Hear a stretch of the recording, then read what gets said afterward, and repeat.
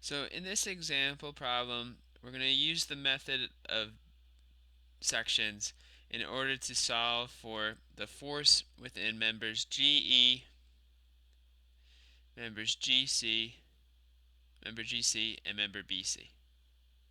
Right? So the first step that we're going to do in this problem is we need to know what are our support reactions. Right? So to find our support reactions, right, we need to know what is the force applied in the x direction at the pin at A, what is the force in the y direction at the pin at A, and what is the force going in the y direction at the roller at D. So to do that, we can sum all the moments about point D, all right, due to our external forces. All right, so we'll have, let's see here.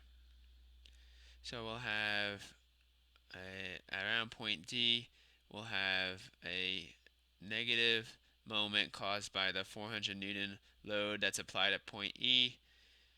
All right, and then that's at a distance of 3 meters. So meters. Then we'll have a positive moment caused by the 1200 Newton force that's 4 meters away. All right. AX goes through point D, so it will not create a moment about point D.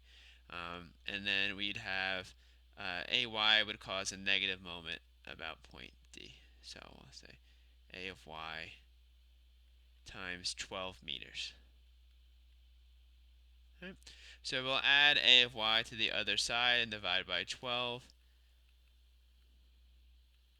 meters, and then we'll be left with 4,800 Newton meters minus 1,200 Newton meters, which should give us 3,600 divided by 12, which would be 300. Right? 300 newtons.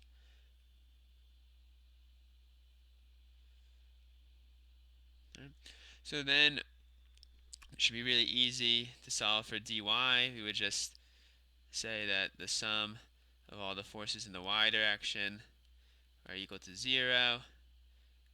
Right? And in this case, we have A of y minus d of y minus the 1200 Newton applied force. All right. So we know that plus d of y minus 1200 newtons. All right. So we can say that d of y would be equal to 1200 newtons minus a of y, which we just solved to be 300 newtons. So d of y would have to be 900 newtons. All right. And then our last reaction force we can solve for would be the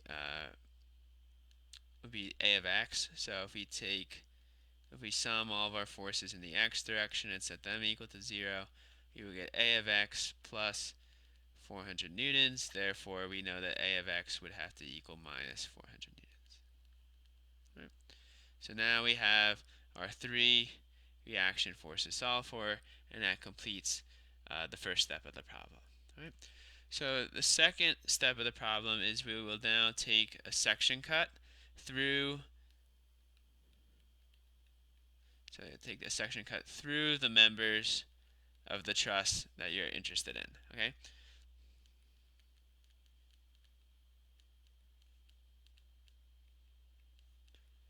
All right. So in our case, we were told to find the force within GE, the force within GC, and the force within BC.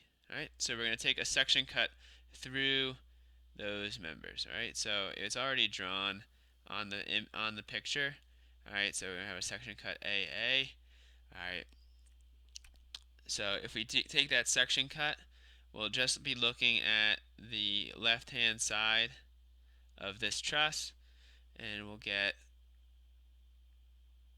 if you draw out that left-hand side of the truss, we'll end up with, let's see here.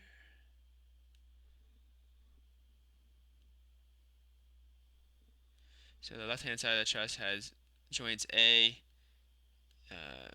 A, B, and G. Alright, and it has a height of 3 meters from B to G, and from A to B is 4 meters. So we know that from A to G must be equal to 5 meters.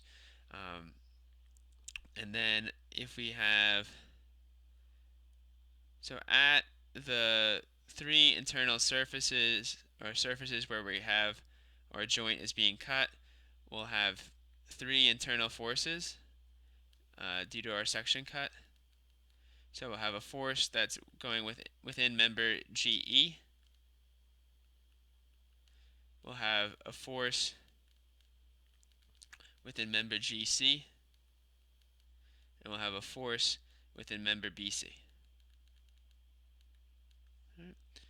So we get, all right, and then the last thing we have to do is to include our two reaction forces. So, or two supporting forces.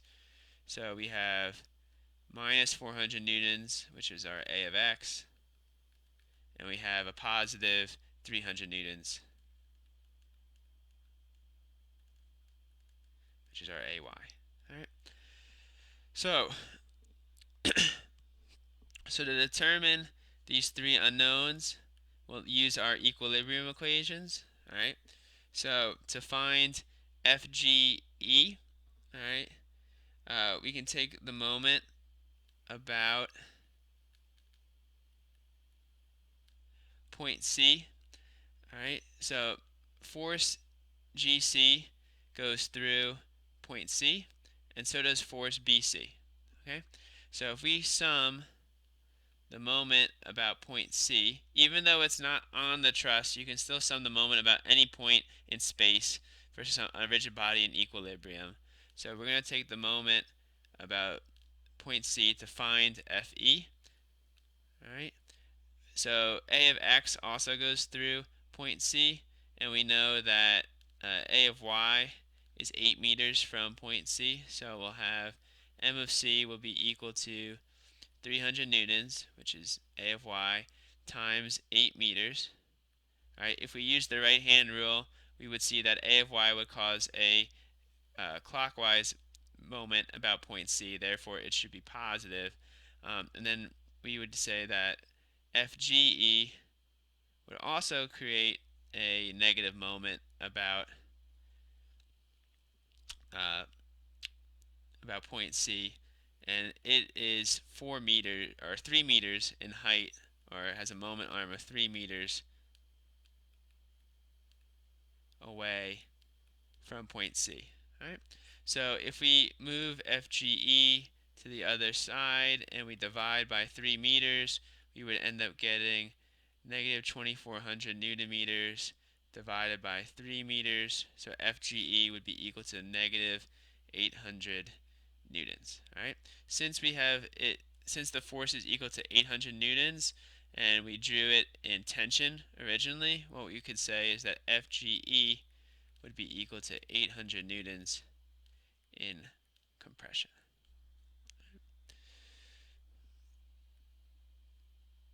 All right.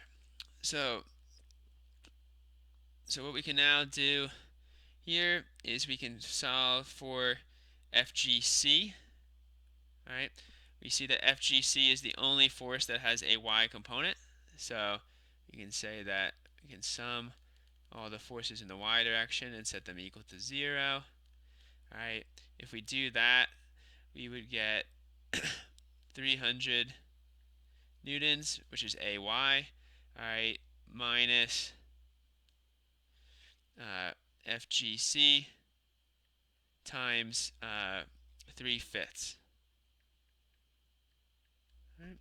Since FGC goes along a 3, 4, 5 triangle.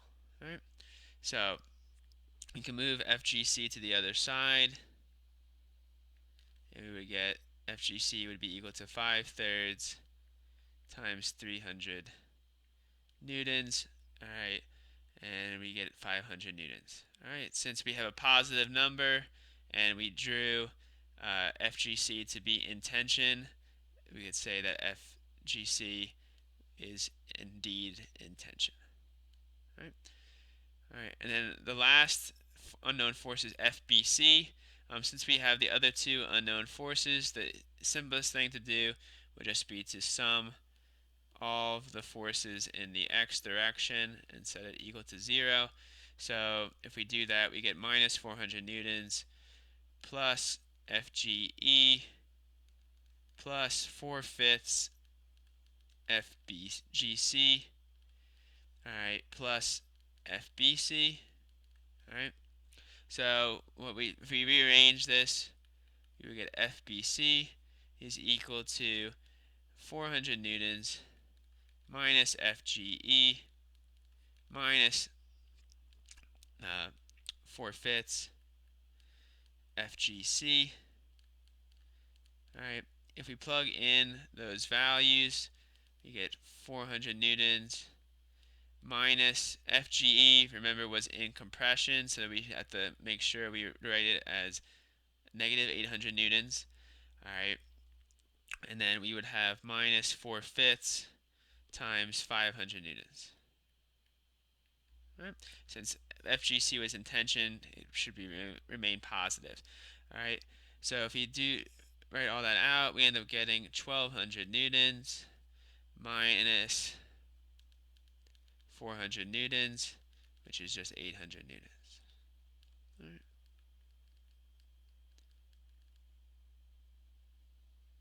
All right. Again, it was a positive number, so we should get 800 newtons. We can say that FBC is 800 newtons and that the member is in tension. All right, so that concludes the problem. We were able to solve for the three forces within those members, and that is the basic procedure you would use to calculate the unknown forces in the method of joints.